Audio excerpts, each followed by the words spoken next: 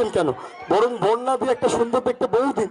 তা উনি বর স্বরূপ আমাকে এই জাদু কলসিটা দিয়েছিলেন এবং বলেছিলেন যে তুমি দেশ বিদেশ যেখানে অনুষ্ঠান করতে যাও না কেন, তোমার কোনোদিন জলের সমস্যা হবে না। তুমি যখনই জল চাইবে আমাকে স্মরণ করবে, আপনা থেকেই জলের সঞ্চার হবে। তা আমাদের কলসিতে বেশ কিছুটা জল আছে। আমরা লাঞ্চ টাইমে অনেকটা ব্যবহার করে ফেলেছি হাত টাত ধুতে।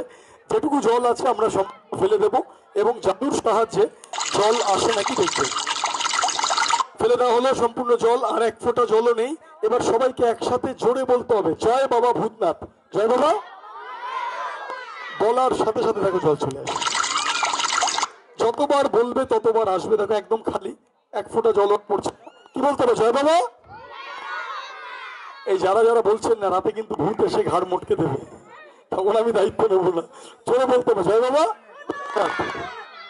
বলার সাথে সাথে again and again the water will come out.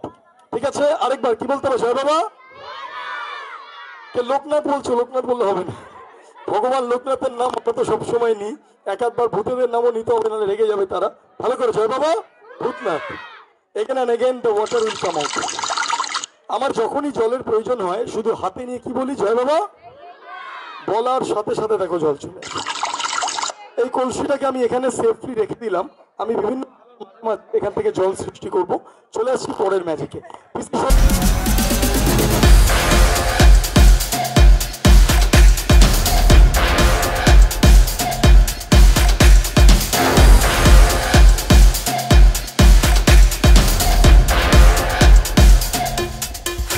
ব্যানারে দেখা যাক আমরা কি আনতে পারি।